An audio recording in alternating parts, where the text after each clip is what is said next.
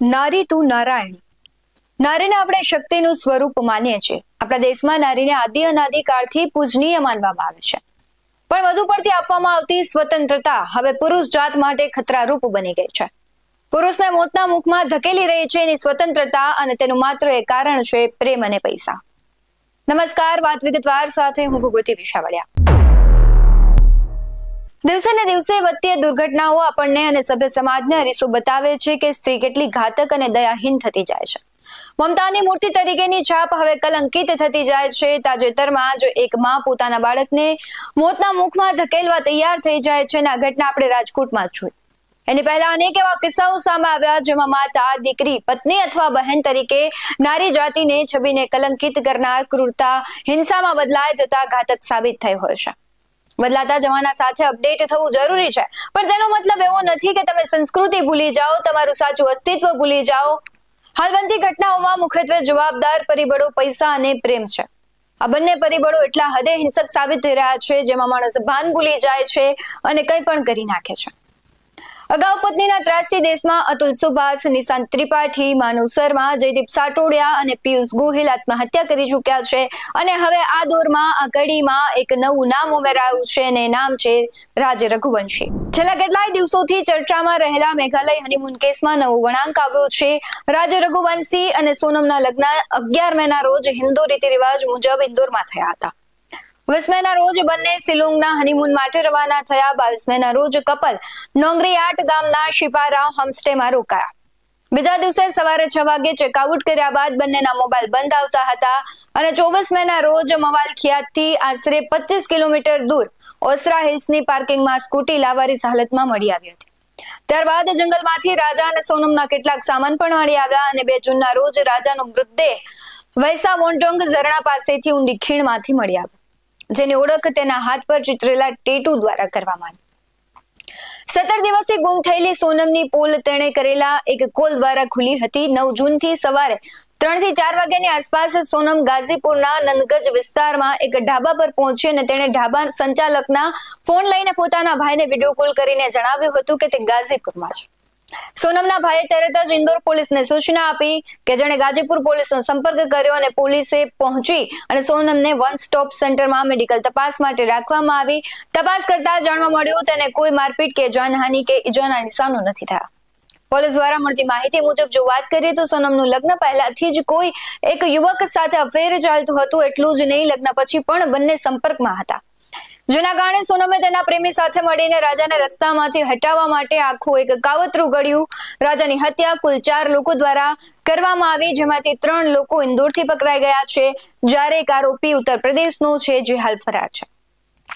મેઘાલયના DGP L નોગાંગરે પણ પુષ્ટિ કરી ચૂક્યા છે કે ઇન્દોર નિવાસી રાજા રઘુવંશીની હત્યામાં તેની પત્ની સહિત 4 લોકોની ધરપકડ કરવામાં આવી છે. હજુ પણ તેની પત્નીની પૂછપરછ ચાલુ છે. આવી ઘટનાઓ સામે આવે ત્યારે માત્ર એક વિચાર આવે કે આટલી નિર્દયતા કેમ સ્ત્રીઓમાં છે? શું દેશમાં હવે હત્યારાઓને કાયદાનો ડર નથી રહ્યો? ક્યાં સુધી પ્રેમી સાથે અફેરના કારણે નિર્દોષ લોકોએ જીવ ગુમાવવાનો વારો આવશે? અને પહેલા બનેલા દરેક કિસ્સામાં આત્મહત્યા કરતા પહેલા છોકરાઓ સુસાઇડ નોટ અથવા વિડીયો બનાવે છે અને કહે છે કે કોણ છે તેના મોતનું કારણ, પરંતુ અહીંયા તો તે શંકા બને, કહેવાય કે ભનક પણ નહીં હોય કે મારી પત્ની મારી આવી રીતના હત્યા કરી નાખશે. જો તેને કોઈ ડર હોત તો તે પણ એક વિડીયો બનાવે, તે પણ એક સુસાઇડ નોટ લખે. પુરુષ જાત માટે કોઈ કાયદો નથી અથવા બનવો જોઈએ તેવો તે ગુહાર લગાવે છે. વિડીયોમાં કહે છે, સુસાઇડ નોટમાં દરેક વ્યક્તિ આત્મહત્યા કરતા પહેલા કહે છે તેને ખબર છે કે કદાચ તે સાચા પણ હશે તો તેને ન્યાય નહીં મળે, કારણ કે આપણા દેશમાં પહેલેથી જ મહિલા સાચી સાબિત થતી આવતી હોય છે, પણ પુરુષને સાચું સાબિત થવા માટે તેને મરવું પડે છે, કારણ કે જીવતા તેને કોઈ નથી જાણી શકતું, કોઈ તેનું માનતું નથી, કોઈ તેની વેદના સમજતું નથી. આપણે પરિવારની જ જો વાત કરીએ તો પહેલાના જમાનામાં સંયુક્ત કુટુંબમાં લોકો રહેતા, એટલે બાળકોમાં નાનપણથી જ સમજદારી, સહનશીલતા અને નાની નાની વસ્તુમાં એડજસ્ટમેન્ટ ખૂબ સારી રીતે આવડી જતું. તેનામાં વડીલ પ્રત્યેનો આદર ભાવ હતો, માન સન્માન હતું. આ બધા જ ગુણો અને ખાસ મહત્વનું સંસ્કારોનું સિંચન હતું. તેના વિરોધાભાસમાં જુઓ તો નાના કુટુંબમાં અત્યારે જેમ કે તમે માતા પિતાને બાળકો રહેતા હોય એટલે એ એકલતામાં જીવવા માટે ટેવાયેલા હોય છે આ બાળકો, અને તે બાળકોમાં બધા ગુણો જોવા નથી મળતા. તેની માનસિકતા છે સંકુચિત હોય છે, તેનામાં જિદ્દીપણું વધારે હોય છે, એટલે આ બધા પરથી આપણે તારણ કાઢી શકીએ કે ક્યાંક ને ક્યાંક સંસ્કારોનું સિંચન છે, સંસ્કારો છે તે વિસરાઈ ગયા છે. એકલતામાં જીવવું અને ખાસ કરીને સૌથી મહત્વનું તો એ છે કે માણસ પ્રત્યે દયાભાવ હોવો જોઈએ, તે નથી રહ્યો. મહિલાઓ માટે લગ્ન બાદ તેનું સર્વસ્વ પતિ જ હોય છે. તેના આચાર વિચારોમાં તેના પતિનું વિશેષ મહત્વ અને તેનું પતિ જ કેન્દ્ર હોય છે. પણ કળિયુગની નારીમાં બધા ગુણો વિસરાતા હોય તેવું લાગી રહ્યું છે. અને પહેલાનો સૌથી ચર્ચિત કેસ રહ્યો હતો સૌરભ રાજપૂત હત્યા કેસ. 3 માર્ચના રોજ 28 વર્ષીય મુસ્કાને તેના પ્રેમી સાથે મળીને તેના પતિ સૌરભ રાજપૂતની હત્યા કરી. પોસ્ટમોર્ટમ રિપોર્ટ આવ્યો અને એમાં ખુલાસો થયો કે તેણે પહેલા સૌરભના હૃદયમાં છરી મારી, પછી છાતીમાં 2 વાર છરી મારી અને સૌરભનું હૃદય ફાડી નાખ્યા. પછી મુસ્કાને પતિનું ગળું અને તેના બંને હાથ કાપી નાખ્યા. આમ તેણે તેના પતિના શરીરના 4 ટુકડા કરી નાખ્યા અને આ પછી તેણે શરીરને બ્લુ ડ્રમમાં ભરીને તેના પર સિમેન્ટ રેડી દીધી.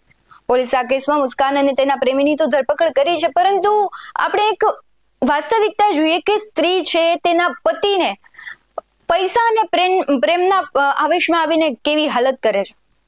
એક બીજો કિસ્સો પણ સામે આવ્યો હતો જેમાં પ્રગતિએ પતિને મારવા સોપારી આપી હતી. મેરઠ હત્યા કેસ પર ચાલી રહેલા વિવાદ વચ્ચે ઉત્તર પ્રદેશના ઓરૈયાથી પણ આવો જ કિસ્સો પ્રકાશમાં આવ્યો છે, જેમાં 25 વર્ષીય પુરુષની તેના લગ્નના 15 દિવસની અંદર જ તેની પત્ની પ્રેમી સાથે મળીને હત્યા કરી દે છે. આરોપ છે કે બંને સાથે મળીને કોન્ટ્રાક્ટ કિલરને રાખ્યો. તેણે પુરુષની હત્યા કરી.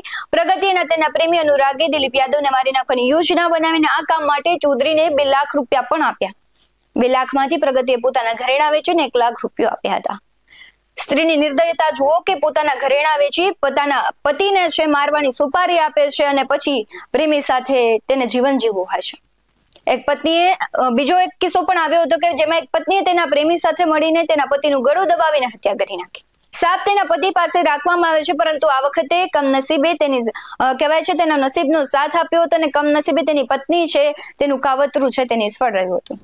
આવી ઘટનાઓ અવારનવાર સામે આવે છે જ્યાં એક નિર્દયતાથી પત્ની છે પ્રેમ માટે, પૈસા માટે પોતાના પતિનું છે ઢીમ ઢાળી દેતી હોય છે. તેના ઉપર પેટ્રોલ નાખીને સળગાવી દેવામાં આવે છે, તેની સુપારી આપવામાં આવે છે, તે ખુદ જ તે હત્યારી બની જાય છે. આવા કિસ્સાઓ સમાજ અને કાયદા વ્યવસ્થા માટે ગંભીર પ્રશ્નો ઉભા કરે છે. આપણે હવે નારી શક્તિના સાચા અર્થને ભૂલીને તેને વિકૃત સ્વરૂપમાં જોઈ રહ્યા છે. તેનું કારણ છે વધતા જતા કિસ્સાઓ. અને હવે પુરુષોને પણ સમાન ન્યાય અને સુરક્ષા પૂરી પાડવા માટે કાયદામાં ફેરફારની જરૂર છે. આવી ઘટનાઓ વિશે તમારું શું કહેવું છે? કમેન્ટ કરી જરૂરથી જણાવજો. હાલ વાત વિગતવારમાં બસ આટલું જ. આવા જ વધુ અહેવાલો સાથે ફરી મળતા રહીશું. તમે અમારી YouTube ચેનલને સબસ્ક્રાઇબ કરવાનું, અમને Facebook અને Instagram પર ફોલો કરવાનું ભૂલશો નહીં. બાકી અવનવી અપડેટ્સ મેળવવા માટે જોતા રહો BS9 TV ન્યૂઝ. નમસ્કાર.